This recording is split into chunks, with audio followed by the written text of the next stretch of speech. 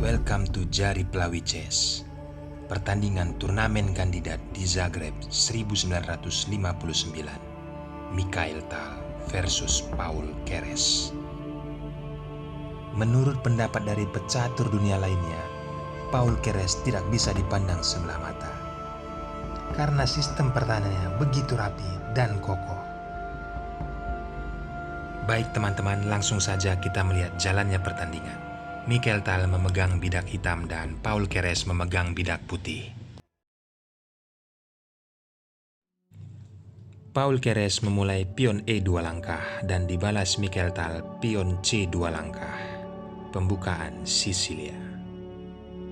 Kali ini kuda ke F3 dan pion E1 langkah. Pion D 2 langkah. Pion kali pion. Pion kali kuda. Tal menaikkan pion A1 langkah. Dan Paul Keres persiapan gajah ke D3. Dan bagi teman-teman, kalian harus konsentrasi ya melihat langkah-langkah yang dilakukan oleh Mikhail Tal dan Paul Keres. Jadikan ini pelajaran penting agar bisa diterapkan saat bermain kepada teman kalian. Kuda kali kuda, dan kali ini kuda dimakan oleh pion. Jalur D telah terbuka. Rokade dilakukan oleh Paul Keres dan Mikhail Tal menaikkan pion E1 langkah menghambat pergerakan pion agar jika kalian perhatikan, gajah putih yang dimiliki Paul Keres tidak aktif ke jalur H2. Kali ini menteri naik ke C2, menjaga posisi pion, dan pion dinaikkan, dan kuda ikut menyambut, dan menteri naik ke F3. Kali ini gajah. Kita bisa melihat ya teman-teman, serangan yang dilakukan oleh Tal ini mendobrak dari sayap kanan untuk menerobos ke jalur pertahanan raja. Dan kedua pemain telah rokade pendek. Dan kita melihat balasan Paul Keres kali ini, kuda diturunkan ke E3. Dan Mikhail Tal menggeser benteng ke E1, E8. Kali ini gajah mengepin posisi raja ya. Dan ditutup oleh gajah. Paul Keres memakan gajah dan Mikhail Tal memakan gajah dengan benteng. Teman-teman, kita melihat posisi jalur D agak lumayan unik ya teman-teman. Tidak ditempati oleh bidak ataupun perwira. Dan kuda naik. Langsung Paul Keres posisi skak. Dan terlihat di sini posisi kuda dikawal oleh gajah yang ada di C1 ya. Jadi dia tetap tenang di situ. Dan kali ini Mikhail Tal mengajak pertukaran benteng, tetap harus mengosongkan posisi jalur D sepertinya Mikhail Tal ini. Dan kali ini benteng juga dimakan oleh menteri.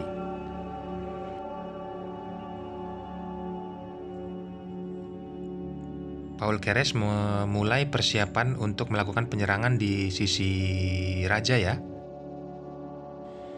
Kali ini gajah dinaikkan ke G5 sekaligus membuka jalur benteng ya agar bisa kondusif di jalur 1. Dan Mikhail Tal merespon menteri ke D4 mengancam posisi pion yang ada di B2 ya teman-teman jika kalian perhatikan. Nah, sekarang posisinya pion B2 telah dimakan. Dan kali ini benteng bergeser ke jalur D1. Sepertinya Paul Keres mau menguasai jalur D ya teman-teman. Benteng sudah dipindahkan ke jalur D. Dan Mikhail Tal melihat itu, dia menutup langsung dengan gajah. Kali ini benteng dinaikkan ke D3. Dan Mikhail Tal memakan pion yang ada di C2. Di sini posisinya sepertinya Paul Keres sudah kehilangan banyak pion ya. Itu juga posisi yang di pion A4 juga terlihat gratis itu kalau tidak dilindungi. Dan kali ini Paul Keres memakan gajah dan benteng dimakan langsung oleh pion. Ya teman-teman, posisi ini cukup rumit. Di posisi Mikhail Tal diserang dengan posisi kuda, gajah, dan ada menteri di jalur F. Dan terpaksa Mikhail Tal menurunkan rajanya ya teman-teman. Antisipasi agar tidak diskak di posisi saat pion makan kuda ya. Sama-sama seperti tertekan kalau teman-teman bisa lihat posisinya sekarang ini. Tetapi itulah kelebihan Mikhail Tal, bisa merubah keadaan menjadi perlawanan yang begitu sangat luar biasa kalau menurut saya ya. Kali ini menterinya digeser untuk skak raja, dan raja berpindah ke H2, dan menteri pukul pion. Sudah berbalik keadaan ya teman-teman. Paul Keres terpaksa melindungi pionnya, dan kali ini menteri ditarik lagi ke jalur E bersamaan dengan benteng ya. Menteri bergeser ke B3 mengambil jalur, dan terjadi pertukaran pion. Kelebihan Mikhail Tal, India bisa membaca situasi dan melakukan serangan tanpa membahayakan raja dia teman-teman. Sehingga raja dia itu dengan kondisi seperti ini pun tetap dalam keadaan aman. Pada saat skak, dia telah mengetahui akan menutupnya dengan pion. Dan giliran dia sekarang menyerang, skak menteri, dan raja bergeser ke H1 ya teman-teman. Dan kita lihat lagi posisinya Mikhail Tal terus skak ya, dan naik lagi. Mikhail Tal tetap skak lagi, dan tidak mau mengulang sampai 3 kali. Mikhail Tal ambil cara lain, menteri bergeser ke D6. Saya rasa langkah yang dilakukan Mikhail Tal ini lumayan berhasil ya teman-teman, karena dapat mengecoh dan sekaligus mengajak pion yang ada di jalur D untuk promosi. Dan Paul Keres terpaksa mau tidak mau harus fokus dengan langkah pion tersebut teman-teman. Harus mengabaikan serangannya terlebih dahulu. Dan sekarang kita melihat posisinya menteri digeserkan lagi ke C5, posisi skak. Raja bergeser ke H1. Dan kali ini Mikhail Tal mengajak pertukaran ya.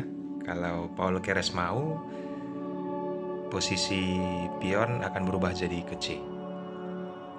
Dan sekarang menteri digeser. Kali ini pion tinggal 1 langkah lagi akan promosi teman-teman. Kalian bisa pause videonya dan mempelajari langkah yang dilakukan Mikhail Tal sebelumnya, mengapa dia dapat menguasai jalur, dan kondisi sekarang sudah kalah pion. Pion kalah dua buah ya teman-teman, dan kalah kualitas juga perwira benteng dan kuda.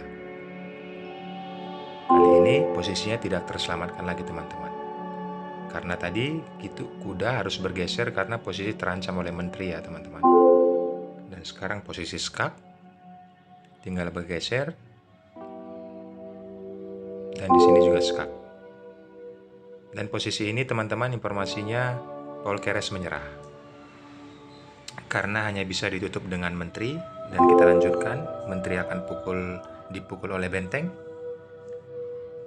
dan dipukul lagi oleh raja, dan seperti inilah keadaannya, tidak akan mungkin dilanjutkan. Jadi teman-teman, ambil pelajaran yang penting dari setiap langkah yang dilakukan oleh Mikhail Tal. Semoga bermanfaat. Terima kasih yang telah nonton, jangan lupa komentar. Thanks and God bless.